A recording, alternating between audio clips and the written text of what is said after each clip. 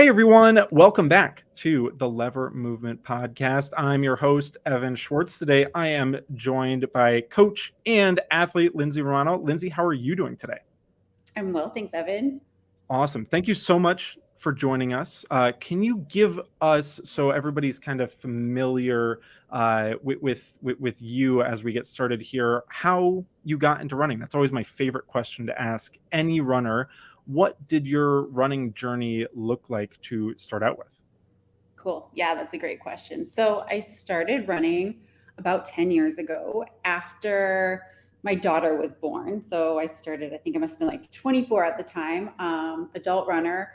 Never considered it prior to, never even liked it, looked at people running, and I thought, honestly, I actually thought I could never do that. I don't know, how these people cover this amount of distance and how they remain so dedicated and just do what they do. It was really like so far from anything I'd ever explored before. But we had, just prior to my daughter being born, we had moved to a new town and we were living in a small location, and there was a local gym, but the gym didn't have childcare, and I didn't know what to do for like exercise. That had always been an important part of my life. And I thought, like, really kind of as a last resort, I would start running. And it truly was like not the thing I wanted to do, not at all. But it was the only thing I could like really feasibly do, like with a small child and a stroller. So I just, started running like fairly organically.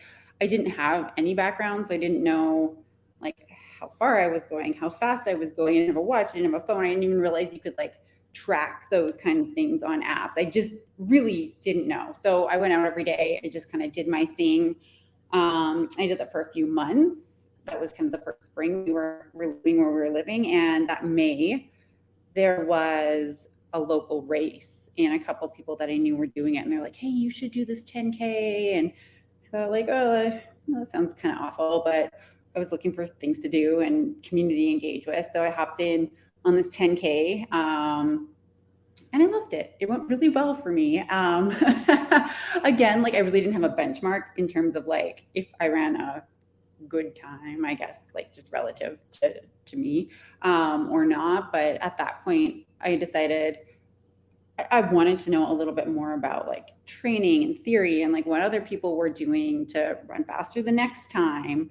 Yeah, and I explored that a little bit, but then I was pregnant again with my son. And I ran through my entire pregnancy with him, but it was the same type of thing. I'd go out for, like 3 or 4 miles a day type of deal. And then after he was born, I ran my first half marathon. He was born in January. I ran my first half marathon that spring. So at that point, I don't know, I trained on my own a little bit, had kind of looked at some plans on the internet, and I ended up running like a 139 or something. And I thought like, I think that's good. I think it's pretty good. But at that point, yeah, really wanted to know like what I could do next, what that would look like. I hired a coach at that point. I didn't want to be responsible for like sifting through all the information that's out there on the internet because there's just way too much of it. I didn't know where to start, what to do. And she was fantastic and really helped me get set up for future success. So that's the long story. I love it.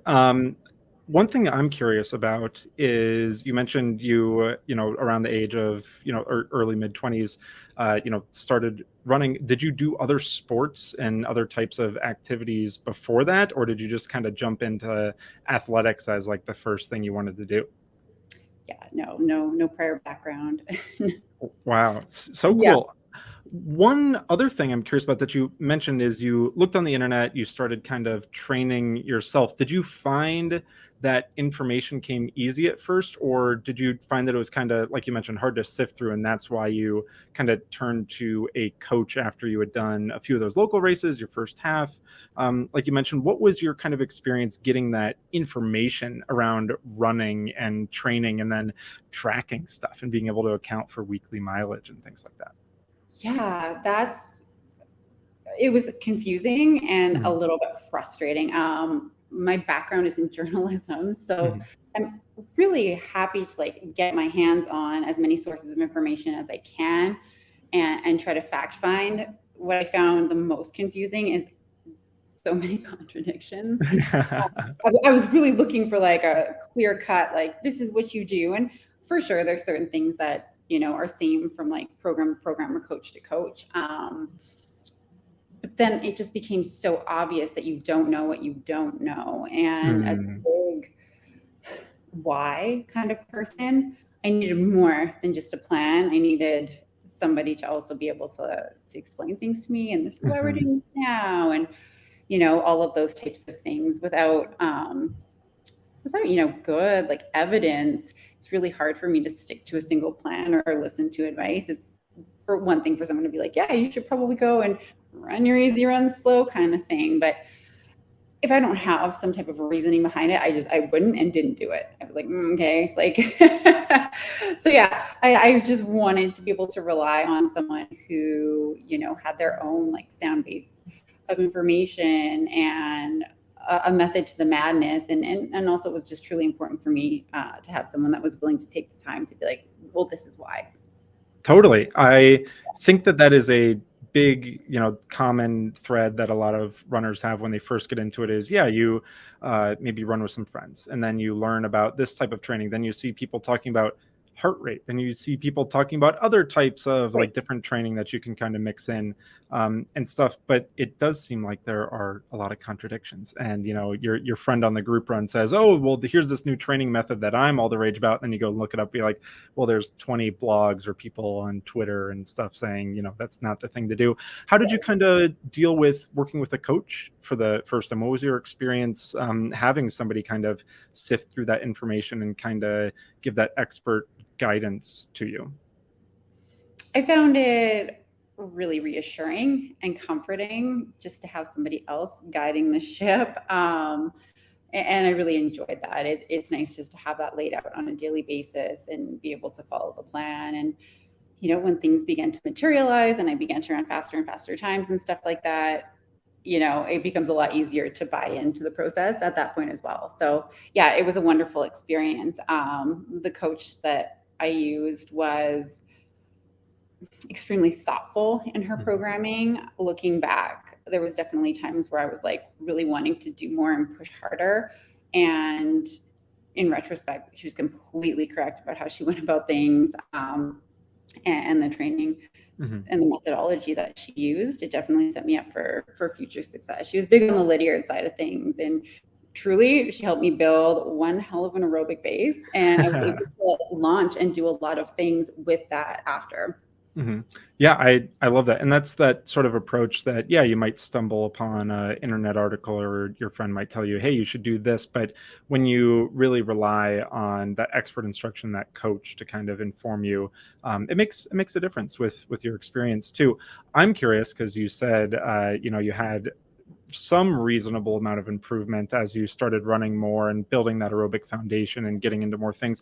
What did your progression kind of look like from that first half marathon where you ran 1:39 up until maybe earlier this year? What does that sort of progression look like in sort of general terms? Yeah, so that first race I ran was in 2013. Pretty darn sure it was like a 1:39. I worked on a lot of different things kind of between 2013 and about 2018. I ran some ultras. Really decided that's probably not where my heart's at. But dabbled in a bunch of different things, and a couple of like BQs in there. I ran Boston a couple times. It wasn't until 2018. And I think, again, like looking at the timeline in retrospect, it's actually a fairly reasonable time to see the type of progress that I did, because it takes years to kind of build that house. It was in 2018 I ran a sub 90-minute half marathon, and that's been my goal for a while. So I ran that in the spring, and then in 2019, the following spring, sorry, I'm getting my timelines all muddled up. So 2018, I ran a sub 90 half. And then in 2019, my next half marathon after that, I ran a 1:20. So when things started to go, they really, really started to go. And then most recently, I ran a 1:18. I'm not sure if there would have been more progress in between with more races, but Yeah.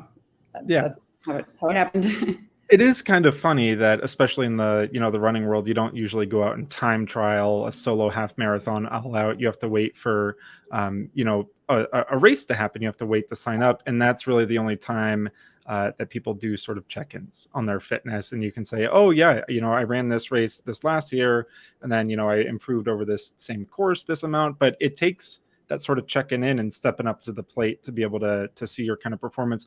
Was there anything you changed along the way? I know, that's a long time period, talking from 2013 to 18, and then 2018, 2019, up until these past couple of years. But was there anything that really made it click and you were just able to, drop that time from breaking 130 for the first time to drop it down to the 80 and then sub 80? Was there, kind of stuff you changed along that way? Yeah, definitely. Probably one of the biggest things, and it's not running related, but it definitely influences the running, is somewhere in that span of time, like my kids started sleeping through the night. And it went from like very broken sleep and a very hectic schedule to all of a sudden, they're bigger now, right? One's 9 and one's 11, and they're in school. So I have a lot more flexibility with my schedule. I have an ability to train and then obviously like add in some supplementary stuff. I work with a strength coach as well, refine nutrition. I think just knowing more is tremendously helpful. Engaging in those other things that are outside of running has made a big impact within my running. Knowing more about myself and learning a little bit more about possibly like where my limits lie, what I'm capable of, how deep I'm able to go with workouts and with races. That's been a learning experience as well. Like I said, like I didn't have a prior athletic background. So there was just foundational skills about being an athlete, not just about being a runner, that I really had to refine and learn, that then fed into the running component. Yeah, absolutely. One other thing, that I have questions about too, you jumped into running without, experiencing, growing up through primary, secondary school and doing track and cross country and stuff, how a lot of people maybe get started in their youth, they take a little bit of time off and they come back to it as an adult. Did you struggle with injuries at all along that way, like jumping into training, either like training yourself and then working with a coach and kind of finding where those limits were? Did you have any like injuries pop up over the course of those years that maybe detracted things for a little bit or made you question some training methodologies? It wasn't until 2019 that I had my first like lights out injury, the one that took me out of running for a long period of time. And I would kind of attribute that to the improvements, obviously, that I experienced, the intensity of the training, the volume of training that I was doing. Both of those things increased. And then also just as a person, I was so hungry for more. And that definitely influenced me, not always in the best ways, to make some training decisions that in retrospect were quite questionable.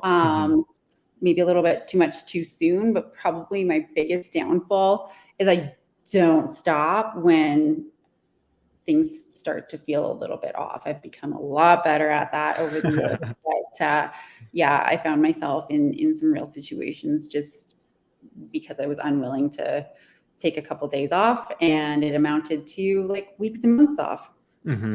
What were some of the strategies that you tried to incorporate, maybe to heal from different injuries? Obviously, this is, the lever podcast, so we're going to talk about body weight support and lever at some point. But I'm super interested in how different people arrive to different conclusions of like, yeah, maybe I start to incorporate this type of strength training, or I see this type of specialist, or I'm going to change, my nutrition and diet and stuff to account for different factors. What were some of the different things that you tried maybe to address injury, especially I think a lot of people can relate to trying to run through the early stages of an injury and not really recognize how much it can derail and take away from training for the future, just because we are a very stubborn type to not want to take a couple days off or change our training routine and stuff. But what were some of the things that you started to incorporate?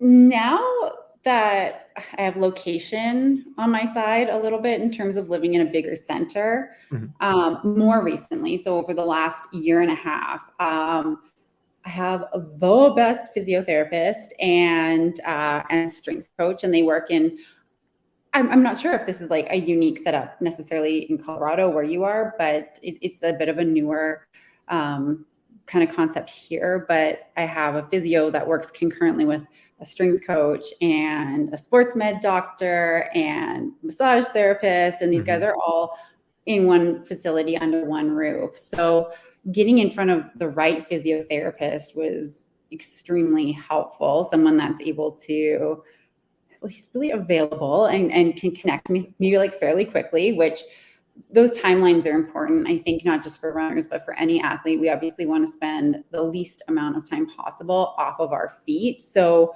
having someone that, you know, can see you fairly quickly and get a handle on what's going on is great.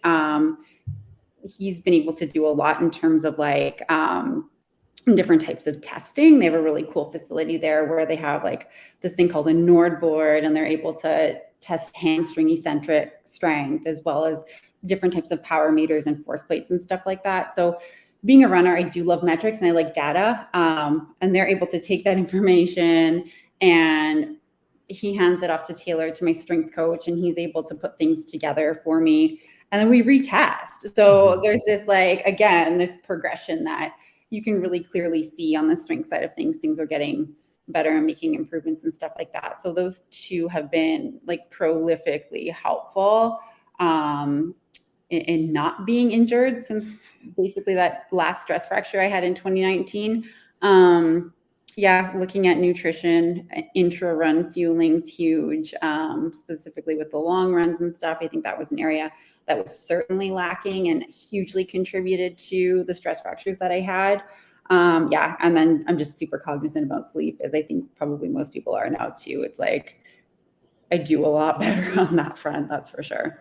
Right. Sleep is that, and that is that one thing that, you know, everybody says, yeah, get more sleep. And then until you realize, you know, you haven't maybe gotten hurt in 6 or 9 months, or you haven't felt bad because you've been accounting for all that sleep. That's that one sort of secret thing that not a lot of people want to address, because it's not the sexy subject. It's not the hack. It's just sleeping more and not doing it. Exactly. What was maybe the thing, and maybe you can tell people the thing that introduced you to lever, the first time you considered running with lever, and maybe your familiarity with body weight support before that, and just kind of your thought process and the reason you started running with lever. Yeah, that's great. I'm pretty sure I came across the lever in 2019 after my second stress fracture.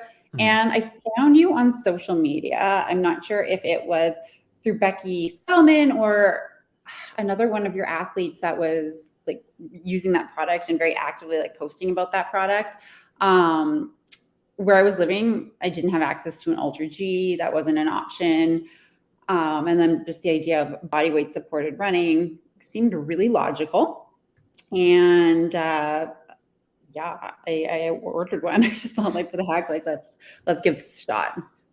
What was your experience? Maybe did you have, because I feel like this relates going all the way back to the beginning of looking at different training methodologies or trying to find different things out there. Did you kind of do research or just kind of haphazardly jump into things and try different things for yourself? Or what was your approach in incorporating that? Because you were, you know, right in the middle of making that huge jump in progress, and you were, you know, getting more sleep. You were starting to incorporate the other sort of stuff. But what was the way you went about incorporating body weight support into your training? So I knew that I wanted to, and most likely would need to, utilize cross training in some capacity as I was coming back from this injury. And I did pool running and I swam and those types of things. I was looking at something that was just slightly more accessible. It's a lot to get up super early in the morning and get to the pool before my kids would wake up and my husband would leave for work. And while I was completely willing to do it, it was kind of joyless and fairly miserable.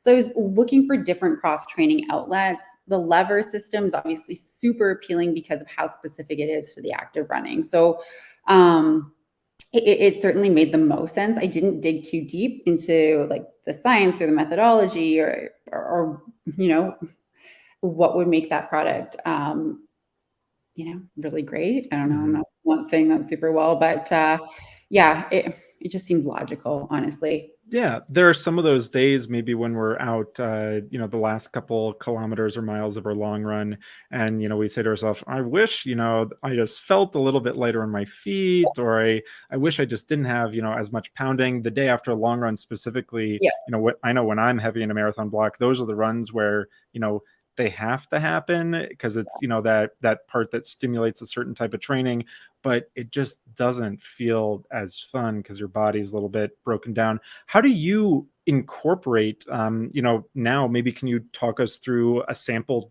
general week of your Yeah. training and how you fit lever into that? Yeah, you bet. Initially, once I had the lever, I used it mainly reactively. So I would basically get to where you said, I'm like, oh my God, I feel so heavy, I feel clumsy, or even, maybe a little bit more sore. Anyways, like niggles creeping on and stuff, I would use it. But with the help of Becky Spellman, she's been able to like guide me a lot on how to use it weekly. So instead of using it when I don't feel good, I use it before I don't feel good. And it's worked out really well. So a sample week for me, the Monday is typically a rest day for me. Tuesday, I'll do a workout. Wednesday, I'll do something longer on the lever. Thursday, something easy outside. Friday, I'll do a workout on the lever. Mm. And then Saturday, I'll do a long run, and Sunday an easy run. So I use it twice a week, once for an easy run and once for a workout. I've found historically it's been really challenging for me to support 2 workouts a week and not break down really quickly.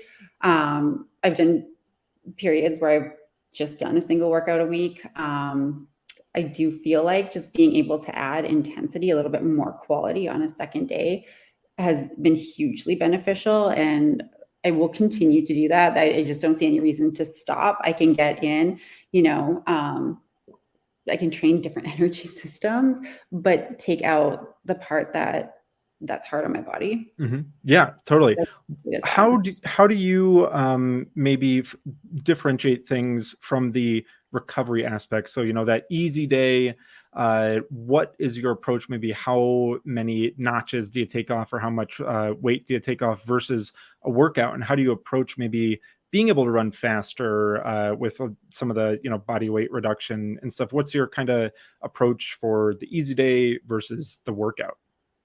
Yeah, that's perfect. On the easy days, I will take off 90 to 95% body weight, or I will run at 90 to Mhm. 95% body weight. So just a couple notches. Honestly, it makes a significant difference. It really does. I'll work within that range. And if I feel like especially trash and not good, I'll just take off a little bit more. Mhm. Approaching the workouts has been fairly interesting and a little bit of a learning experience too. Because obviously the more body weight you take off, the easier it becomes. So in theory, like you would be running faster than what you would typically run at, let's say my usual threshold pace is somewhere around here. So what I did to kind of hone that in a little bit was I worked a little like off of RPE. I'm Mhm. pretty darn good at knowing how I feel and what things are supposed to feel like. And then I would just adjust the treadmill accordingly. So it would be a little bit faster. Mhm. I wanted to get like a little bit more exacting. I don't usually run by heart rate, but I put on a heart rate monitor and I just compared the values from running similar workouts outside and then similar workouts on the treadmill, and just to kind of find that sweet spot. I'd say not surprisingly, RPE and heart rate, like where I guessed I would kind of be, and then where I was actually at according to that measure, were super similar. So you just go Mhm. a little bit faster. Yeah, I love Like, that. What would be your go-to if you had like one workout you could do on the lever with some amount of body weight support? What would be just an example workout maybe somebody could try at home if they're listening to this and they're like, I just want to start with one super simple workout? What would one suggestion you could give would be? I think if you were starting out and you really wanted to get a good feel for the lever, doing something that was a little bit longer and a little bit more continuous, something like a tempo or a threshold workout Mhm. would work nicely.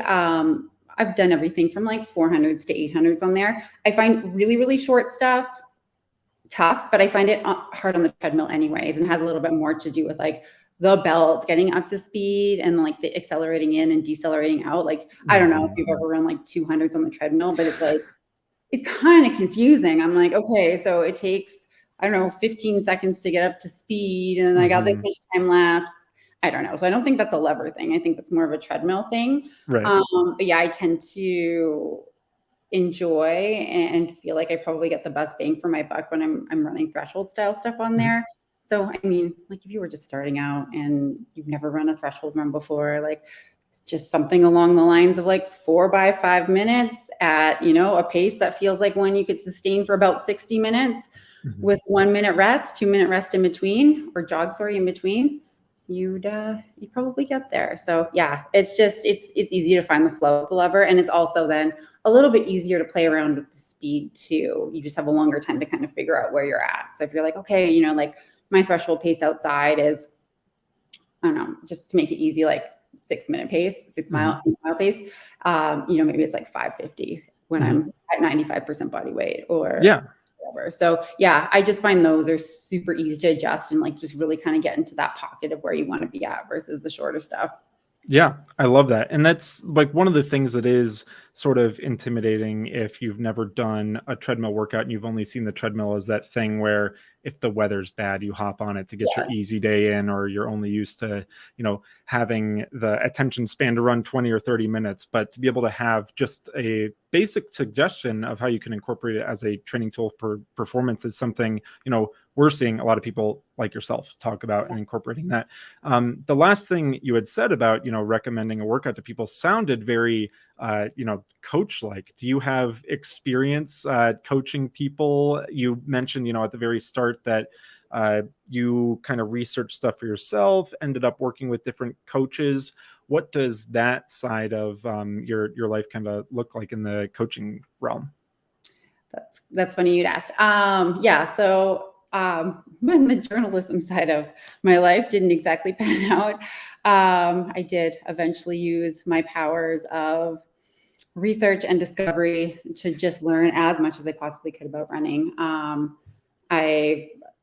So our kind of like equivalent in Canada to what you guys have for the US track and field certification is the NCCP course. So I'm NCCP club coach certified. I picked up some stuff along the way. I went and got my RRCA certification and those types of things. Just in an effort to know more and learn more. Truly, what's probably paid off the most is just reading every book that I can get my hands on, and then just engaging with the coaching community. So yeah, I'm a student of the sport. I continue to learn and then learn some more, which eventually brought me down the path of coaching. I was just getting asked so often, like, what do you do? How do you do it? And as much as I like love to share information, I felt a responsibility to be providing accurate information, helpful information that doesn't hurt people. So yeah, it kind of organically unfolded that, you know, I was helping out a couple of my friends, and then there was more. And, you know, we've grown as a group now to over 100 athletes, and we do a lot of stuff in the Calgary area in person as well. So yeah, that's how it came to be. Yeah, I love that. That always does seem to be the case of people that are very self-motivated training themselves, you know, have a friend or two that starts to ask them, and then another friend or two, and then it ends up becoming this informal thing that turns into a very formal thing too. So I think it's funny, the nature of that progress. You are still training yourself too. So what is the next sort of goals that you have out there for yourself and your own athletic career? I haven't run a marathon in a really long time, like 4 or 5 years, kind of long. So I'd like to do that. Hopefully, at the end of August, that if the summer shapes up well, that will be happening. But I think that'll be the next big thing for me. I'm really eager to do this using the lever.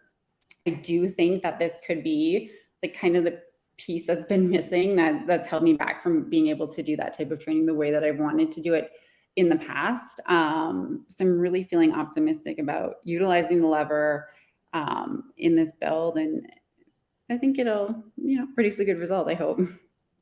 if people want to kind of follow along and maybe see some training updates as you get ready to tackle another marathon and get through the summer of training, which is always a very interesting, different part of the year to sort of train through, do you have anywhere people can keep up to date maybe with your running and your coaching too? Yeah, for sure. So I'm on Instagram as Skyline Run Coaching. Frankly, I don't post about my running. I don't know. I don't post about myself very often, but I do post a lot about the running community and what we kind of have going on here, and just hopefully information that helps other people. Yeah, and then I don't do like Strava or anything like that either. So I tend to make poor training decisions when I feel like I have an audience, which I probably don't even have an audience, to be quite honest. But you know what? Yeah, I kind of just cruise along and do my own thing. But certainly, hopefully, there would be an update in August about my marathon if it goes well or if it goes poorly. Totally. The last sort of question that I have is if somebody, had listened to this podcast up until now and they were still kind of on the fence to try, maybe if they have a lever, incorporating it, or if they don't have a lever, they're, kind of on the fence of getting one. Is there any sort of reassurance you could say, or just a personal sort of anecdote that you could give to maybe help people understand why it might be useful to somebody on the fence of incorporating it? I think the most useful thing about the lever is how accessible it is. It's almost like insurance. I have it and it's there if things start to, not feel great. So it just takes this like decision making out of it. I'm like, hey, I don't feel great. You know what I'm going to do? I'm going to use the lever instead of, hey, I don't feel great, but I don't really have a plan B. So I'm just going to, I guess, go out and run and hope for the best kind of thing.